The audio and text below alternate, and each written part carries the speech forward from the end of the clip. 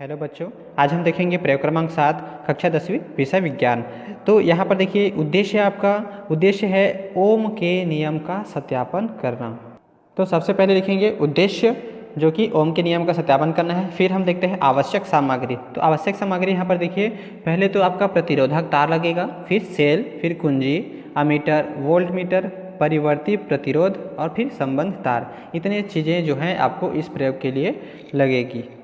फिर सिद्धांत है, ओम के नियमानुसार यदि किसी चालक की भौतिक अवस्था में परिवर्तन न हो, उसके सिरों के मध्य विभवांतर V उसमें बहने वाली धारा I के अनुक्रमानुपाती होता है। ये हम पहले पढ़ चुके हैं और चूंकि इसको हम दर्शा सकते हैं V प्रोपोर्शनल टू I, यानी कि V आपका अनुक्रमानुपाती I होता है, या V बराबर IR, जो कि R जो होता है चालक का प्रतिरोध है।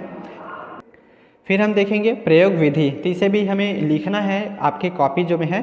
तो सबसे पहले आप देखिए प्रयोग में यहाँ पर आपको दिया गया है पहला पॉइंट, सर्वप्रथम कि विद्युत परिपथ पूरा कर लेते हैं, जिसके लिए बैटरी के साथ श्रेणी क्रम में प्रतिरोधक तार, अमीटर, परिवर्ती प्रतिरोध व कुंजी लगाते हैं तथा प्रतिरोधक तार के सिरों पर समांतर क्रम में वोल्टमीटर लगा देते हैं।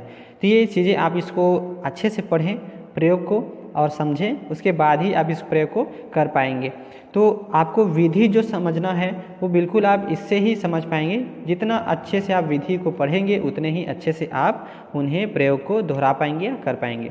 देखिए आपको विधि तो लिखना है, साथ में आपका जो चित्र दिख रहा है डायग्राम है, इस डायग्राम को, दोनों डायग्राम आपको कहाँ लगाना है, आपको बनाना है जहाँ पर आपका कोरा पेज है उद्देश्य के बाएँ साइड में। तो ये आपको वहाँ पर चित्र को बनाने हैं। तो यहाँ पर देखिए, यहाँ पर बताया गया है V, ये आपका क्या है, V मतलब होता है विभवांतर। उसके बाद फिर है ये देखिए, ये आपका क्या है, आपका R है, R मतलब होता है प्रतिरोध। फिर आपका यहाँ पर भी आपका V दिया है यानी कि विभवांतर, A मतलब अमीटर और फिर K यानी कि कुंजी। और यहाँ पर आपका लिखा है RH, तो RH मतलब होता है आपका परिवर्ती प्रतिरोध।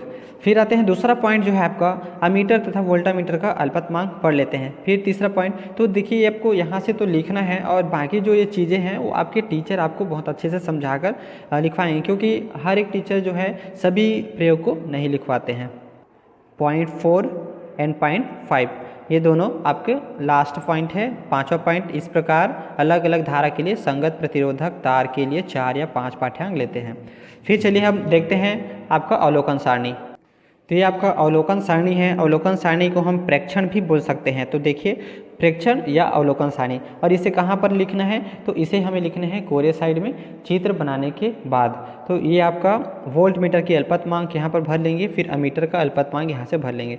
फिर जो भी हम वहाँ पर आपको क्या करेंगे, प्रैक्टिकल करेंगे, जो भी पाठ्यांक मिलेगा अमीटर का और यहाँ पर वोल्ट मीटर का यहाँ भरते जाएंगे। और भरने के बाद फिर जो कि ये I है और ये V है, इनके स्थान पर हम भर देंगे तो हमें R का जो वैल्यू है वो निकल जाएगा, जो कि R यानी क्या है आपका प्रतिरोध ओम है। और इसका हमें क्या निकालना है, ओम का आपको पाठ्यांक निकालना है, ओम के नियम से सत्यापन करना है। तो इसको भरेंगे।